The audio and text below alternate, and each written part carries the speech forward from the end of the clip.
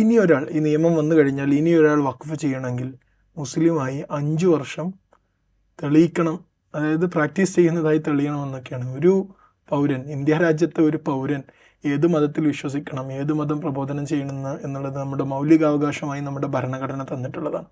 ഈ ഒരു ക്ലോസ് എന്ന് പറയുന്നത് മൗലികാവകാശത്തിൻ്റെ ലംഘനമല്ലേ? നിശ്ചയമായിട്ടും. കാരണം ഇപ്പോൾ ഒരൊറ്റ ഉദാഹരണം പറയാം. അപ്പം ഞാൻ ഹിന്ദു ആണ് എന്ന് തെളിയിക്കണം എന്ന് പറഞ്ഞാൽ ഞാൻ എങ്ങനെ തെളിയിക്കും? ഞാൻ എല്ലാ ദിവസവും രാവിലെ അമ്പലത്തിൽ പോകുന്നുണ്ട് എന്നുള്ളതിന് ഡോക്യുമെൻ്റ് ഉണ്ടാക്കണം, അല്ലെങ്കിൽ ഞാൻ രാവിലെ ഇന്ന ഗ്രന്ഥം വായിക്കുന്നുണ്ട് എന്നുള്ളതിന് ഡോക്യുമെൻ്റ് ഉണ്ടാക്കണോ? എന്താണ് അതിൻ്റെ മാനദണ്ഡം? എന്ത് മാനദണ്ഡ പ്രകാരമാണ് ഞാനത് തെളിയിക്കുക? അല്ലെങ്കിൽ ഒരു ക്രിസ്ത്യനാണ് എന്നുള്ളത് എങ്ങനെ തെളിയിക്കും? അയാൾ എല്ലാ ഞായറാഴ്ചയും കുർബാന കൈക്കൊള്ളുന്നുണ്ട് എന്ന് ഡോക്യുമെൻ്റ് ഉണ്ടാക്കണം, അല്ലെങ്കിൽ സൺഡേ സ്കൂളിൽ പോയിട്ടുണ്ട് എന്നുള്ളതിന് ഡോക്യുമെൻ്റ് ഉണ്ടാക്കണം. ഇത് എന്താണ് ഇതിൻ്റെ മാനദണ്ഡം? അതുപോലെ തന്നെയാണ് ഇതൊരു ഇല്ലോജിക്കലായിട്ടുള്ളൊരു സംഗതിയാണ്. ഒരാളുടെ 5 വർഷം പ്രാക്ടീസ് ചെയ്ത് തെളിയിക്കണം എന്ന് പറഞ്ഞാൽ എങ്ങനെ മുസ്ലിം ആവണം എന്ന് പറയുമ്പോൾ അതിൻ്റെ ബേസ് എന്ന് പറഞ്ഞാൽ അള്ളാഹുവിലും പ്രവാചകനിലും മനസ്സുകൊണ്ട് വിശ്വസിക്കണം. അങ്ങനെ അയാൾ മുസ്ലിമായി. ഇതെങ്ങനെ തെളിയിക്കും? അതാണ് പറഞ്ഞത്. പ്രാക്ടീസിങ് മുസ്ലിം ആയിരുന്നില്ല എന്ന് പറയപ്പെടുന്ന കുറേ ആളുകളുണ്ട്. ഇപ്പോൾ മുഹമ്മദ് അലി ജിന്ന, അദ്ദേഹത്തെക്കുറിച്ച് പറയുന്ന അദ്ദേഹം പ്രാക്ടീസിങ് മുസ്ലിം ആയിരുന്നില്ല എന്ന് പറയുന്നുണ്ട്. അതിന് പല റീസൺസ് പറയുന്നുണ്ട്. കാരണം അദ്ദേഹം മദ്യപിച്ചിരുന്നു, അദ്ദേഹം പുകവലിച്ചിരുന്നു, അതുപോലെ അദ്ദേഹം അങ്ങനെ പല കാരണങ്ങളാൽ അദ്ദേഹം പ്രാക്ടീസിങ് മുസ്ലിം നമസ്കരിച്ചിരുന്നില്ല എന്നൊക്കെ പറയുന്നുണ്ട്. അതുകൊണ്ട് അദ്ദേഹം പ്രാക്ടീസിങ് മുസ്ലിം അല്ല എന്ന് പറയുന്നുണ്ട്. അങ്ങനത്തെ ആളുകളുണ്ട്, സ്വാഭാവികമായിട്ടും ഉണ്ടാവും. അത് എല്ലാ മതത്തിനും ഉണ്ടാവും.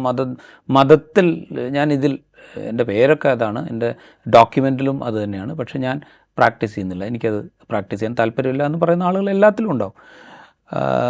പക്ഷേ ഒരാൾ പ്രാക്ടീസ് ചെയ്യുന്നുണ്ട് എന്ന് നമ്മളെങ്ങനെ വിശ്വസിക്കും? എങ്ങനെ തെളിയിക്കാൻ പറ്റില്ല. അത് മാത്രമല്ല, അതെൻ്റെ ബർത്ത് റൈറ്റാണ്, എൻ്റെ കോൺസ്റ്റിറ്റ്യൂഷണൽ റൈറ്റാണ്. ഞാൻ ഇന്ന റിലീജിയനിൽ വിശ്വസിക്കുന്നു, അല്ലെങ്കിൽ ഇന്നതാണ് എൻ്റെ വിശ്വാസം എന്ന് പറയുക എന്നുള്ളത് എൻ്റെ കോൺസ്റ്റിറ്റ്യൂഷണൽ റൈറ്റാണ്. അത് തെളിയിക്കേണ്ട കാര്യമൊന്നുമില്ല, ആരുടെ മുന്നിലും തെളിയിക്കേണ്ട കാര്യമൊന്നുമില്ല. പക്ഷെ ഇത് ഡിമാൻഡ് ചെയ്യാണ്, നിയമപ്രകാരം തന്നെ ഡിമാൻഡ് ചെയ്യാണ്. നിങ്ങളിത് 5 വർഷം പ്രാക്ടീസിങ് മുസ്ലിമാണ് എന്ന് തെളിയിച്ചാൽ മാത്രമേ നിങ്ങൾക്ക് വഖഫ് ചെയ്യാൻ പറ്റുള്ളൂ എന്ന് പറഞ്ഞു കഴിഞ്ഞാൽ ഇത് ബുദ്ധിമുട്ടാണ്. നമ്മളൊരു ഡോക്യുമെൻറ്റുമായിട്ട് ഞാൻ വഖഫ് ചെയ്ത ഡോക്യുമെൻ്റാണ് എന്ന് പറഞ്ഞ് രജിസ്റ്റർ ചെയ്യാൻ ചെന്ന് കഴിഞ്ഞാൽ നിങ്ങൾ 5 വർഷം പ്രാക്ടീസ് ചെയ്തിട്ടുണ്ട്, പ്രാക്ടീസ് ചെയ്ത മുസ്ലിമാണെന്ന് തെളിയിക്കാൻ ഒരു ഡോക്യുമെൻ്റ് വേണം ഇത് രജിസ്റ്റർ ചെയ്യണം എന്ന് പറഞ്ഞാൽ ഭാവിയിൽ അങ്ങോട്ട് വഖഫ് എന്ന് പറയുന്നൊരു സംഗതി രജിസ്റ്റർ ചെയ്യുക എന്ന് പറയുന്ന പരിപാടിയേ നടക്കില്ല. അതുകൂടെ ഒരുപക്ഷെ ഇതിൻ്റെ ലക്ഷ്യമായിരിക്കാം. പക്ഷെ എനിക്ക് തോന്നുന്നത് ഇത് നിയമപരമായി ചോദ്യം ചെയ്യപ്പെടും, ഇതിൻ്റെ ഭരണഘടനാ സാധുത ചോദ്യം ചെയ്യപ്പെടും എന്നുള്ള കാര്യത്തിൽ ഒരു തർക്കവും വേണ്ട. അതായിരിക്കും ആദ്യം ഉണ്ടാകാൻ പോകുന്ന കേസ്. ഭരണഘടനാ സാധുത ചോദ്യം ചെയ്യുമ്പോൾ ഈ എലിമെൻറ്റ്, അതായത് നിങ്ങൾ 5 വർഷം പ്രാക്ടീസിങ് മുസ്ലിം ആയിരുന്നു എന്ന് തെളിയിക്കണം, അല്ലെങ്കിൽ ആയിരിക്കണം എന്നുള്ള വ്യവസ്ഥ, അതിൻ്റെ ലോജിക്ക് ഡെഫിനറ്റ്ലി ചോദ്യം ചെയ്യപ്പെടും. അത്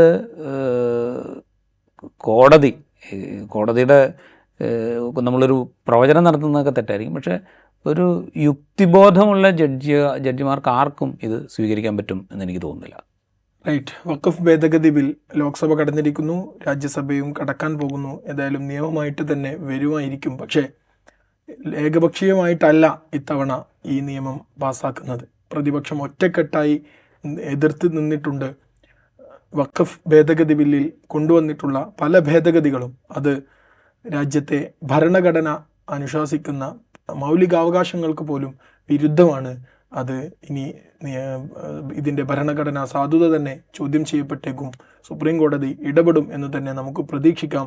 വഖഫ് എന്ന വ്യവസ്ഥയെ രാജ്യത്ത് നിന്ന് ഇല്ലാതാക്കി മുസ്ലിങ്ങളെ 2ാം കിട പൗരന്മാരാക്കുന്ന ഒരു പ്രോസസ്സിൻ്റെ മറ്റൊരു ഘട്ടമാണ് ഈ വഖഫ് ഭേദഗതി ബില്ലിലൂടെ രാജ്യം ഭരിക്കുന്ന BJPയും RSSും എല്ലാം ലക്ഷ്യമിടുന്നത് എന്ന് തന്നെയാണ് നമ്മൾ നിരീക്ഷിക്കുന്നത്. ഇൻസൈറ്റ് ഇവിടെ പൂർണ്ണമാകുന്നു. മറ്റൊരു എപ്പിസോഡുമായി വീണ്ടും കാണാം.